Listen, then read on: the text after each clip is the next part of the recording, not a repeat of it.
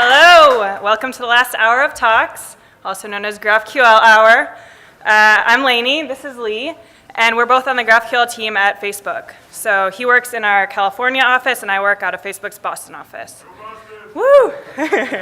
So React Europe has a ton of meaning for our team because it was last year at this very conference on this stage that we released GraphQL as open source.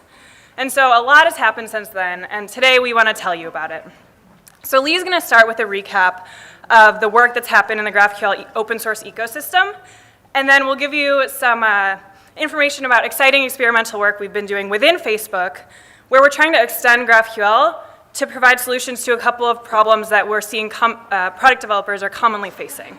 So here's Lee to tell you more. Wow.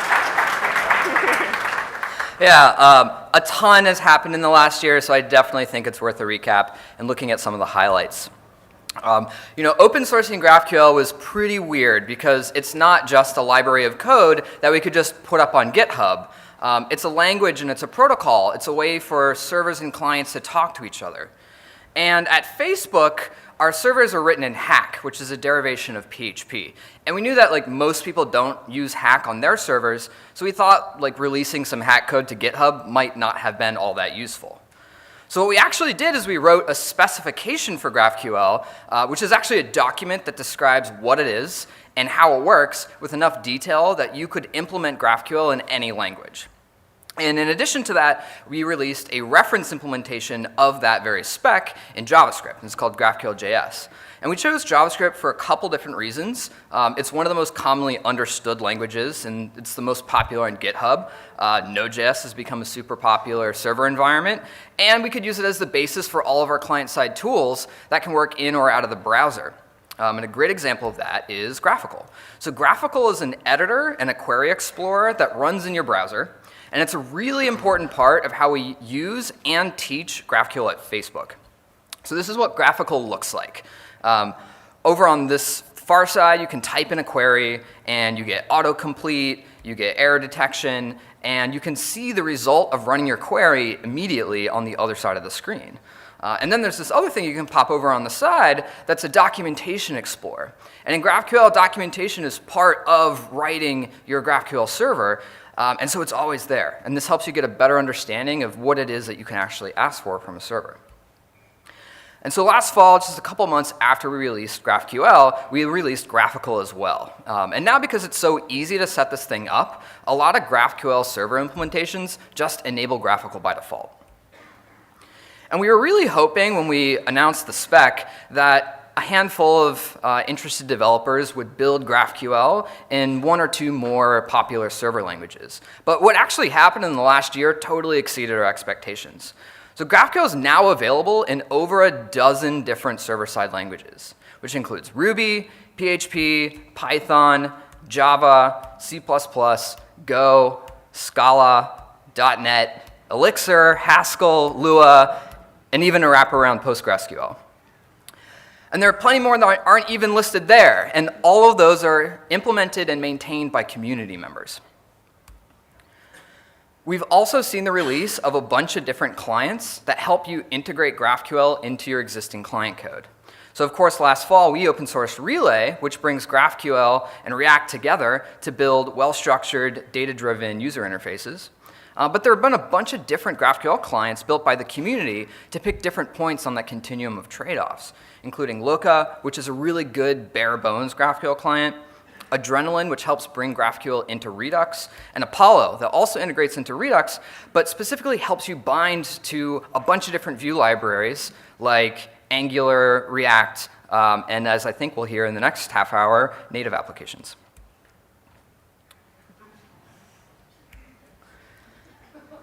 Even more exciting to me is that we're seeing companies and services launching that help you get a GraphQL server up and running, like Reindex and GraphQL, which is pretty amazing that we're seeing new startups forming around this technology. And all this work together has created kind of this burgeoning GraphQL ecosystem, which companies and teams of all sizes, from startups to even large companies, like Twitter just posted some blog posts about how they're using GraphQL, are all using this tech that we've been building together over the last year. And so kind of no matter what your tech stack looks like on the back end or the front end, there are already these libraries that you can use to get started with GraphQL really quickly.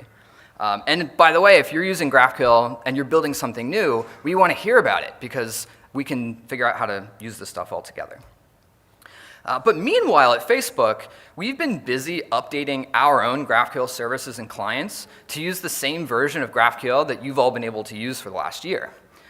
We've been using GraphQL at Facebook for over 4 years now, but the version that you've had as open sourced was like fresh off the presses when we open sourced it last year. We redesigned it to fix warts, inconsistencies, all the stuff that happens when you build something over years.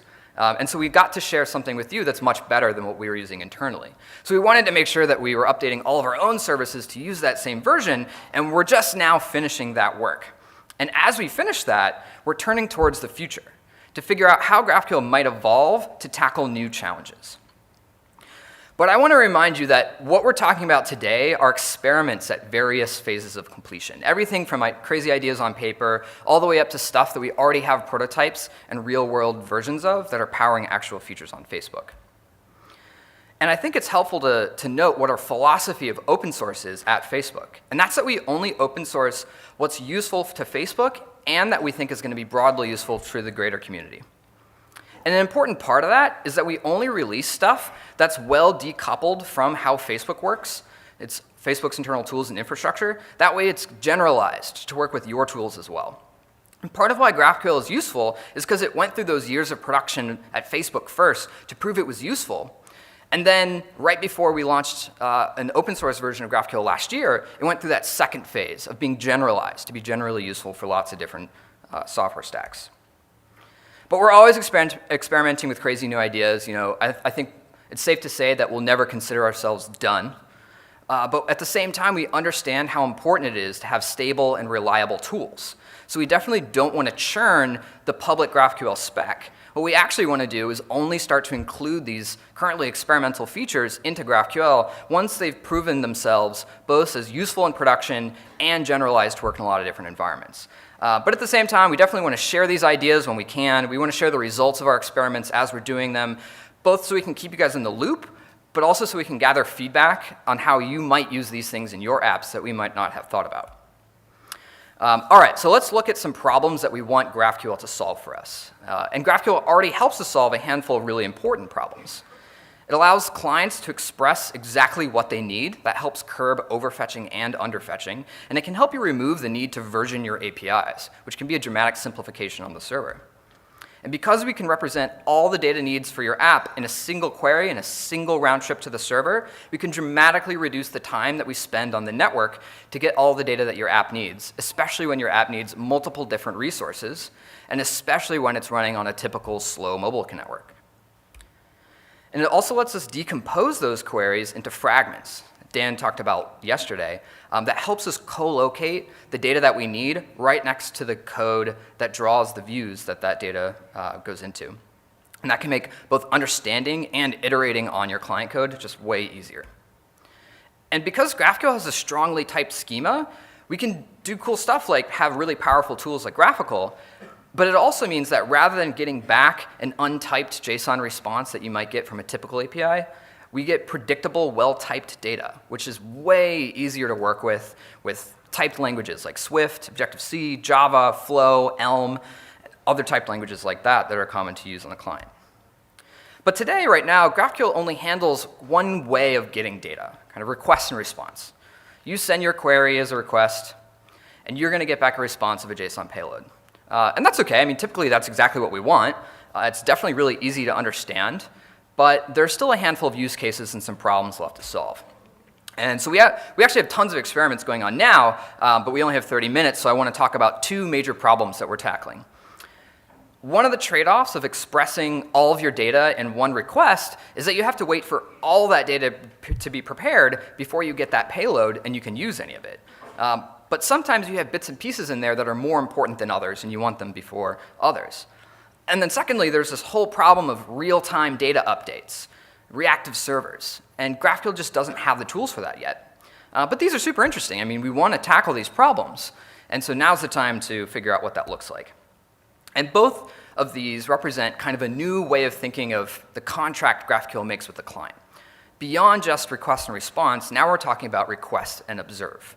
So whether that means observing a query that operates over a very short time, maybe 1 or 2 seconds on the server and kind of gives you back pieces as it completes, or whether that's observing something over a very long period of time as things change on your backend. So let's talk about this first problem, how to improve the time to the most important data in your query. So say, for example, we're going to build Facebook. We're going to load a feed of stories. We want an actor and the message in those stories, but also each story has comments. And it turns out that loading comments can be pretty slow, kind of expensive. So it's really important that we can show the stories first. And it's kind of okay to show the story without those comments in there first, if the comments can just show up a little bit later. So we can kind of do this already, right? We could just send 2 network requests. That's okay. And sure, this works just fine.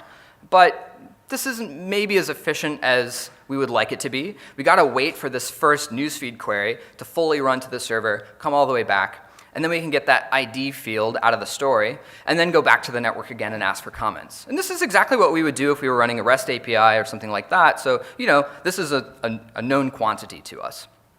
This is going to help our feed stories show up a lot faster, but now our comments are going to be much slower, because now we've got to go to the network 2 times. And if we're on a typical slow mobile connection, that can really add up.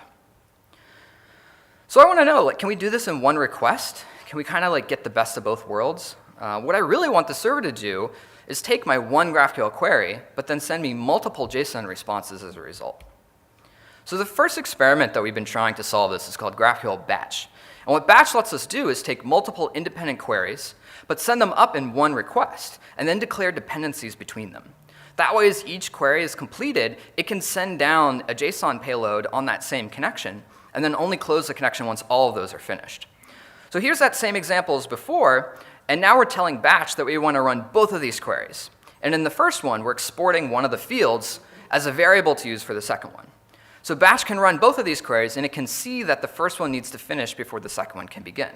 And so now we're only going to the server one time.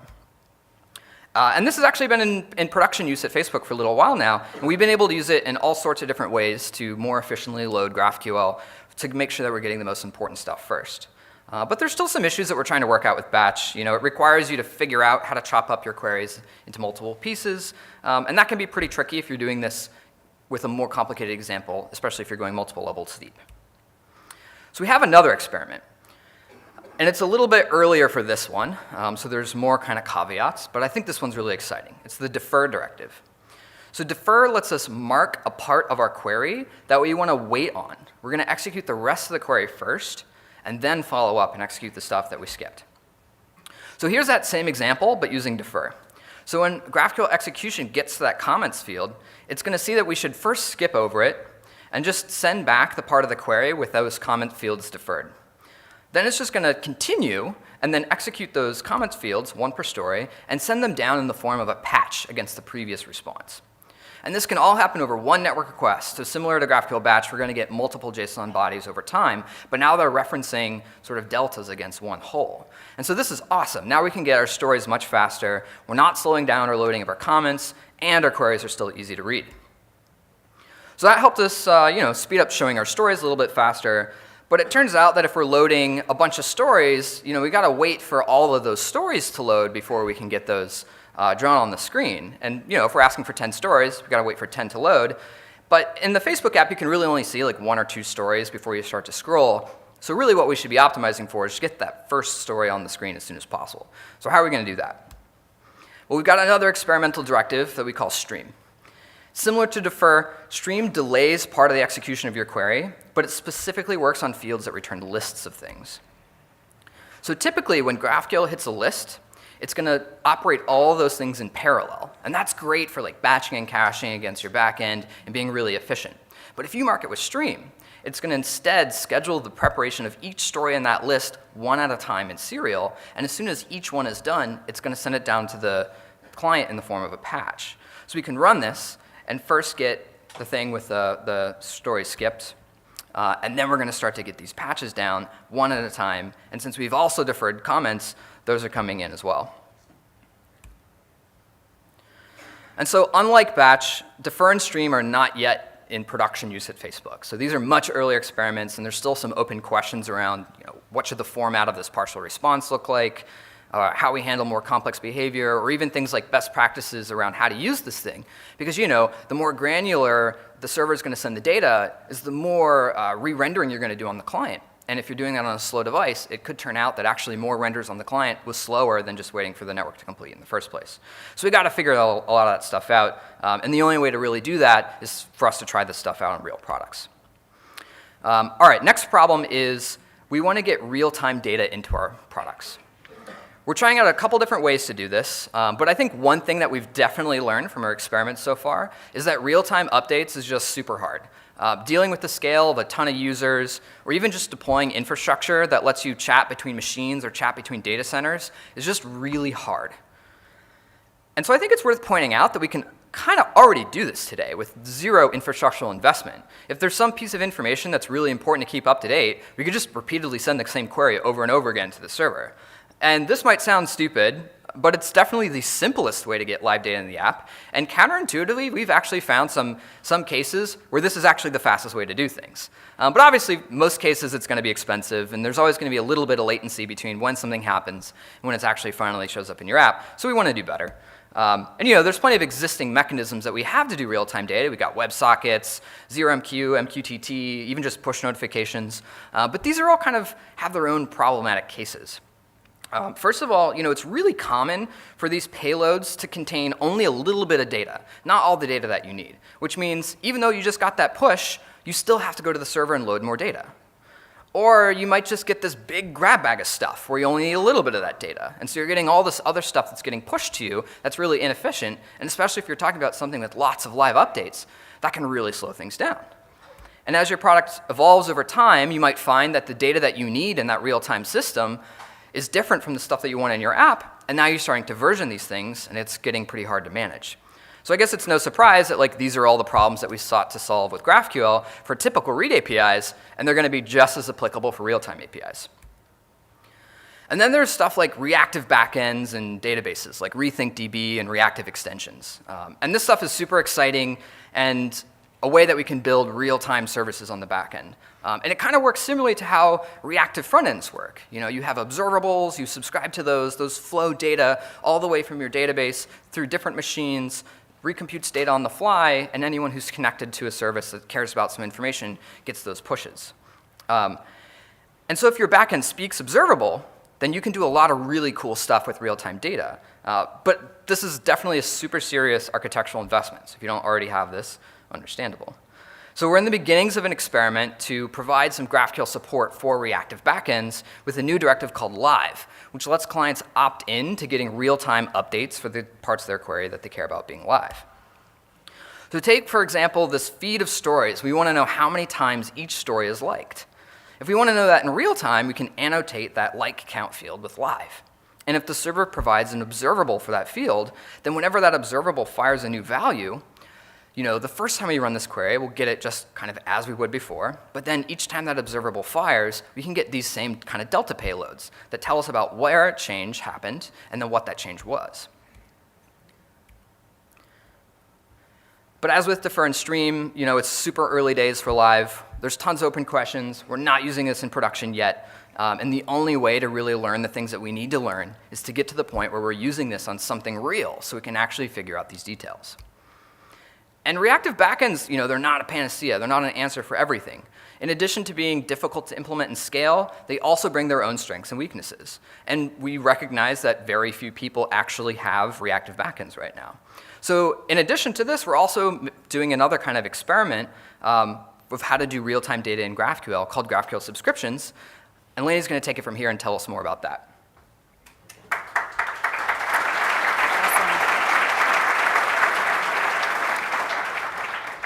Great. So it was about a year and a half ago that we on the GraphQL team started thinking really seriously about how to solve this real-time data problem within Facebook. So we were seeing that a lot of product developers from teams across the company wanted real-time updates. And for the reasons that Lee described, neither polling nor other existing approaches really provided a satisfactory solution. And we thought that GraphQL could help. So our first idea was to implement something like those live queries that Lee described. This way, product developers could use their same GraphQL queries that they had already written, and then instead of just sending them to the server and getting one response back, they could mark part or all of the query as live and just get updates whenever the data changes. So this sounds really good, but when we started thinking about how we would actually implement it, we ran into a couple roadblocks. So the first one, a pretty big one, is that we don't have a reactive backend at Facebook, which means we can't implement live by just asking our databases to tell us when something has changed. And so I want to mention that there's an asterisk here. So we don't have reactive backend for now. We're actually doing a lot of work internally to make our major backends reactive so that eventually we'll be in a place where data can flow from the databases, down to the client when things change. But this is a pretty long-term effort, as you can imagine, and we didn't want to wait for it to be done in order to have a good solution to this problem. We wanted to get something into the hands of our product developers as soon as we could. And so our second idea was, okay, we don't have a reactive backend, but maybe we can still implement live queries in a different way by using information about data dependencies. So more specifically, we thought it might be possible to use information about which events or actions take place around Facebook and which GraphQL fields that can affect. So it's easiest for me to explain this with an example. Let's say we're building a newsfeed story in Facebook, and we want it to feel alive with people adding new comments and liking it and so on. So the GraphQL query we would write might look like this, where we're going to mark the comments and the like sentence as live. So let me drill a little more into this like sentence field. This is an internationalized string we generated on the server, and it has information about how many people like the story, and it might also include names of your friends who like it. So it could look something like this. So how would we implement live queries just for this field of like sentence? Well, based on data dependencies, it seems at first like it would be pretty simple. If someone likes or unlikes the story, we know that the like sentence might have changed, and we can refetch it and send an update, right? Okay, so someone likes the story, a friend of mine likes the story, someone unlikes the story. So far, so good. This kind of makes sense. But when you get a little deeper, you'll realize there are actually a lot of different actions that can take place across Facebook that can also change the value of this sentence. So one of those 45 people might deactivate their Facebook account. Dan might block me.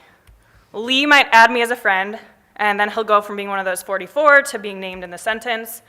My friend Alex might change his name. Our internal ranking system might decide that Lee is more important than Alex, and so on. And so what I'm getting at here is that we have really intricate data dependencies to the point where we decided it wasn't really feasible for us to detect when a certain GraphQL field, like the like sentence, has changed based on user actions that have occurred. And so we don't have a reactive backend, and our data dependencies are really complex, so we didn't have a great way to move forward in implementing live queries.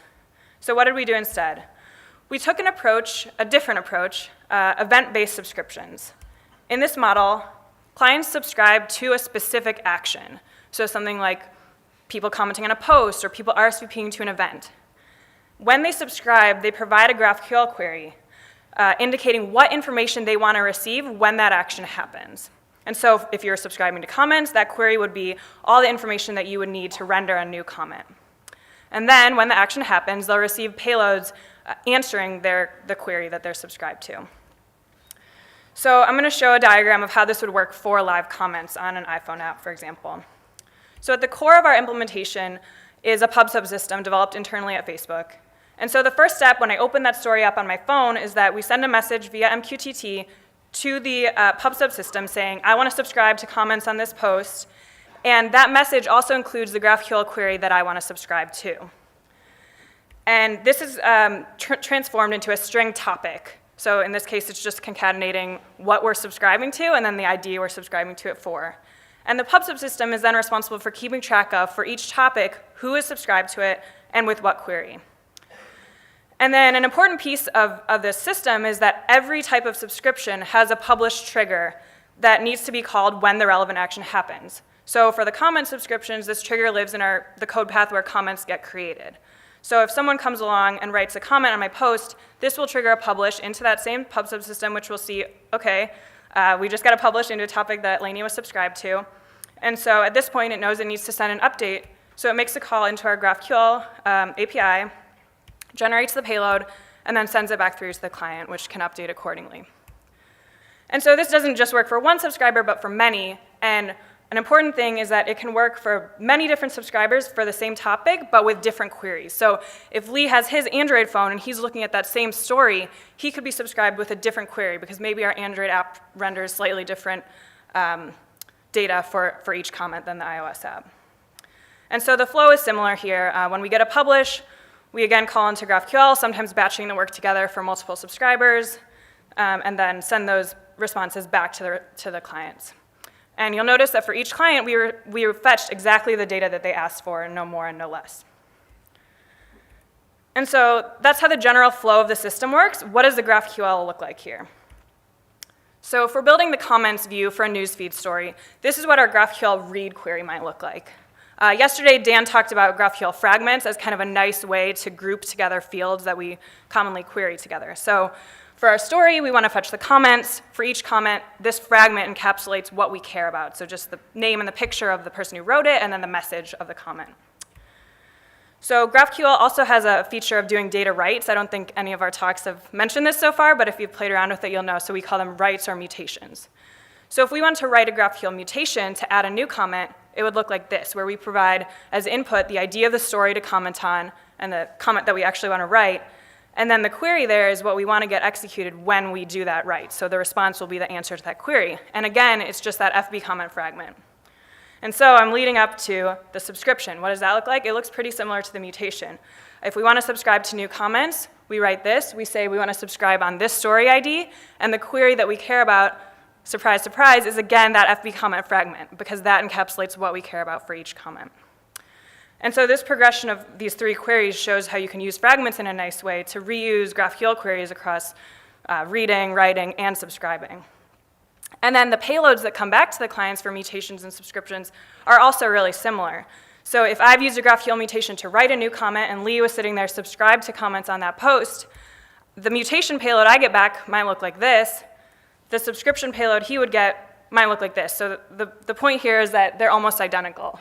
And this means that if you have a GraphQL client that knows how to deal with GraphQL mutation payloads and how to process them and put them into the cache and update the views, then it's really simple to also integrate GraphQL subscriptions into that client. So that was a great feature when we were first implementing this. So that's how subscriptions work at Facebook. What about outside of Facebook?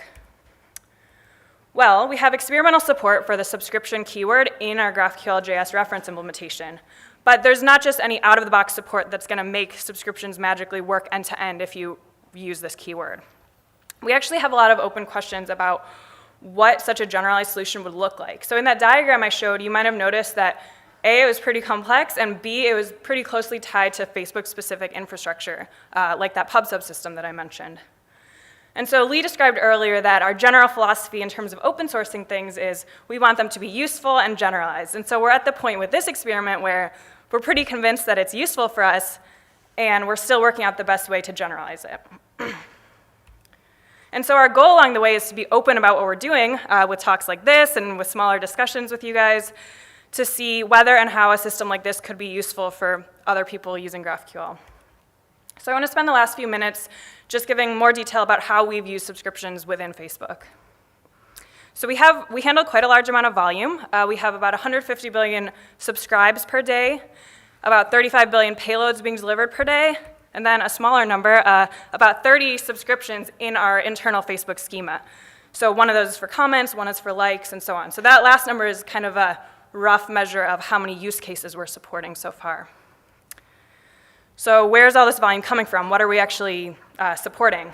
It probably won't surprise you, since I've been using it as my example the whole time, that live likes and live comments was the first major use case that we had, and it's still one of our highest volume use cases. So as we moved from a basic prototype to handling all of this volume, we encountered a bunch of interesting challenges. Things like throttling. So if you're subscribed to a post by Beyonce, you probably don't want to get every update. It'll overwhelm our servers, it'll overwhelm your phone, things will be bad. And so we added the ability to configure throttling on a per subscription basis. Another challenge was efficiency. With those calls that we make into GraphQL, there's a little bit of a trade-off where if you batch them together, you use less CPU, but if you batch too many together, you're increasing latency. So there was a lot of experimentation we had to do there. And then a final challenge, and a really important one, is debugging. So request response is a really simple model that product developers easily understand and can debug. When you start dealing with push models and async processes, debugging inherently gets a lot more challenging. We invested a lot of effort in building developer tools and adding logging so that people can really understand how things are flowing in the system and debug anything that might arise. So we actually built support for subscriptions into GraphQL itself. This is a screenshot of our internal GraphQL tool. It's just the open source version that Lee showed, but we customized it with a lot more buttons on the top. And so if you type in a subscription and hit the run button, instead of just giving you back a response, it's going to set up the subscription for you, and then you can open another tab, start writing comments on the post, and you'll see the payloads come in real time. So this has been really useful for people adding new subscriptions and debugging existing ones. So when we finally rolled out live likes and comments, we saw really big gains in user engagement, which was awesome. So for example, when we turned on live comments, people started commenting more. So it was cool to see an early use case have this kind of success after we kind of done the work to get through some of these scaling challenges. And then finally, I want to close with just a quick list of some other new product scenarios that we've built with GraphQL Subscriptions. We kind of moved beyond just likes and comments to things like our sports product, where we send play and score updates with GraphQL Subscriptions, a thing where you can vote on how you're feeling at different times in a presidential debate, a test of showing when someone's typing a comment. So if you're looking at a story and someone starts typing, GraphQL Subscriptions will send you these little messages. And finally, the reactions that float across the screen when you're watching a live video. So today, Lee and I told you about several of our experiments with GraphQL. They're ranging in maturity from basically ideas to prototypes to things that are supporting a ton of production traffic. Over the last year, we've been really excited by the interest we've seen in GraphQL and by a lot of the open source work that's happened, which is why we're eager to share these ideas and experiments with all of you and with the broader GraphQL community, so that we can get your feedback, hear other approaches to these problems, and then work together to come up with useful and generalized solutions that'll become part of open source GraphQL in the future. Thanks.